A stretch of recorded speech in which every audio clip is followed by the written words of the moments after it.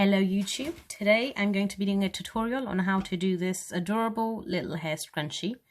This is a pattern that I sort of free-handed when I was on holiday and I was keen to teach everyone. So I'm using a 3mm hook, I'm using some paint box cotton Aran wool, and I've got my hairband which I use every day, so I thought it'd be perfect to use for this project. So we're going to get right into it. And I'm going to start by tying a knot on my rubber band. Now, make sure we leave a nice long end and tie the knot so it's sort of loose so the rubber band doesn't get caught up. So we're going to start with 2 chains.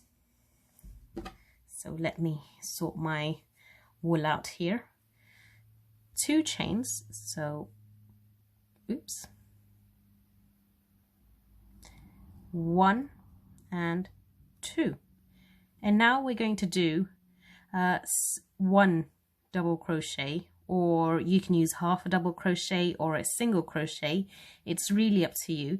So actually I'm just going to use single crochets and I'm going to cover my rubber band with them until I reach the end. So I'll demonstrate a few and then I'll pause the video and come back to you. So oh, I'm doing a half double crochet here. Sorry, but I'm just going to go with that. Half double crochets it is. It's really a preference on how you want the center to look actually.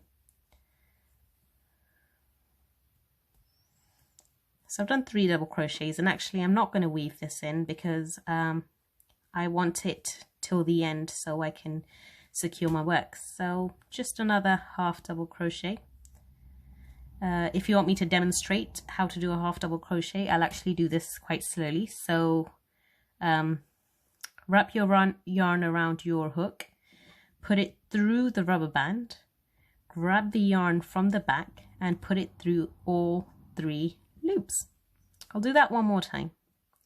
So wrap your yarn around your hook, put it through the rubber band, grab the yarn from the back, yarn over again and pull it through all 3 loops.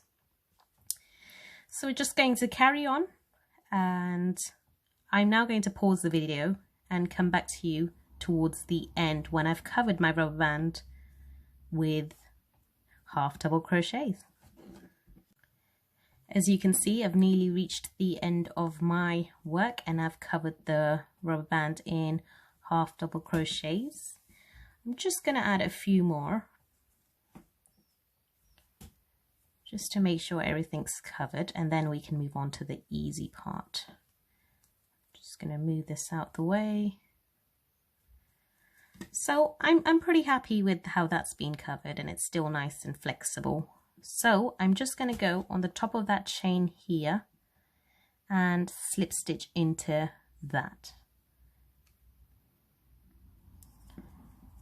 So this might be a little bit tricky, so just take your time, don't rush. We want some nice scrunchies at the end. I've done my slip stitch now, as you can see, and the rest of the project I'd say is pretty straightforward and easy, but I'll start you off. So chain 6, 2, 3, 4, 5, 6. And now what we're going to do for our first chain is actually slip stitch back into that same spot. The first ones are always a bit tricky to find, so just into this one, I'd say. It'll be fine because in the end it's going to be so scrunchy that it won't really be noticeable. So I'm going to slip stitch into here. It's a bit tight, but I'm just going to bring that close so you can see where I've gone into. And I'm going to pull my yarn through and just pull it through the loop as well. Now we're going to chain 6 more. 1, 2, 3, 4, 5, 6. And what we're going to do is slip stitch into the next bit, the next chain. So that'll be here. Yeah. Let's hope you got that.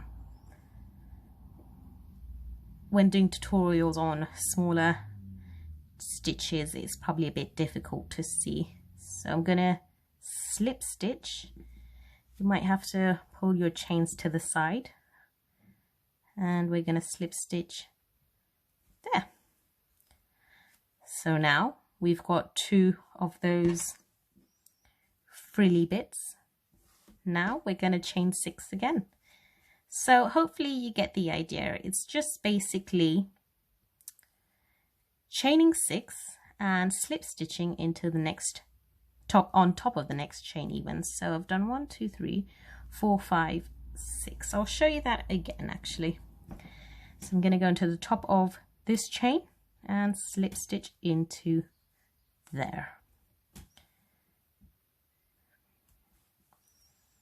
I'll do it one more time and then I'll pause the video and come back to you towards the end of the work. So we're just chaining 6 and then slip stitching into the next top of the next chain space. Right, so I'm going to go in there, pull my yarn through and pull it through the loop. And that's how we get this pattern. Now I'll come back to you towards the end and I'll show you how to secure your work.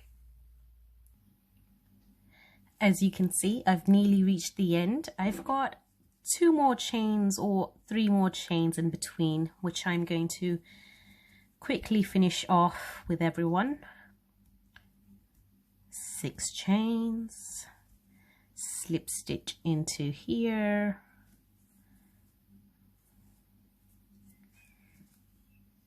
pull it through my loop, 6 chains again,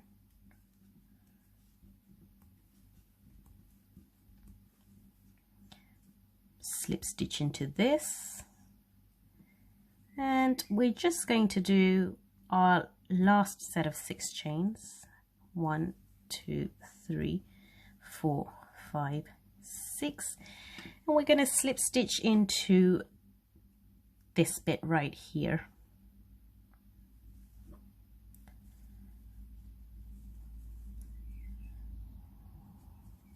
So now that we've done that, what I like to do is just do one more slip stitch. So let me show that to you. So I'm going to put my hoop through here and I'm going to pull my yarn through and just slip stitch into there, just so it's properly secured. And now I'm going to cut my yarn.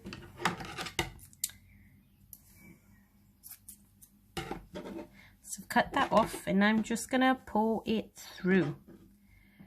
Right, and then what I'm gonna do is just weave in and out till I reach the back of this, till this thread reaches around here. So I'll just show you how I'm gonna do that. Let's go into our thread is here, so let's just go into this bit, pull our thread through, then I'm going to go into this bit, pull my thread through, and you could use a darning needle to weave it all in, but this is, I'm just going to put my hook through here. Yeah, so this is what I prefer doing sometimes. I find it just a bit quicker to do. So we're nearly there. As you can see, our threads are quite close to each other. Just gonna, yeah, no, I'll leave it there. I thought I could bring it slightly closer. So what I'm gonna do is get my 2 threads. Actually, yeah, they're a bit too far apart for my liking, so I'm gonna put my hook through here, pull this through, and I'll just bring it back close to here.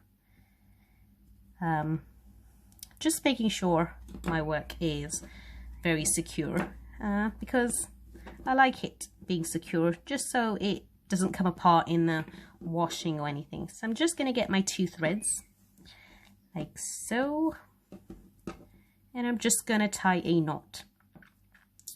I'm sure you might have a different way of weaving in or securing your work, and you're more than welcome to use that.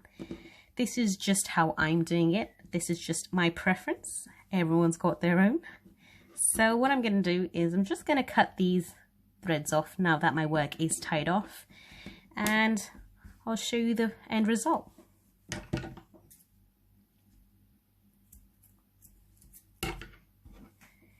Here's my completed rubber band, scrunch even, and here's the one I did early on holiday. I find they're super cute and the pattern's super beginner friendly, and you could do it in your favorite colors. I just hope you enjoyed this tutorial, and if you make some scrunchies and you use Instagram, please tag me. It's Radcrochet. I'd love to see your beautiful creations. And if you want more tutorials, please give this video a thumbs up and subscribe so you'll get to see my tutorials as soon as they come out. Please leave a comment if you think this was helpful, and I hope everyone has a lovely day and you've enjoyed my tutorial. Thank you so much.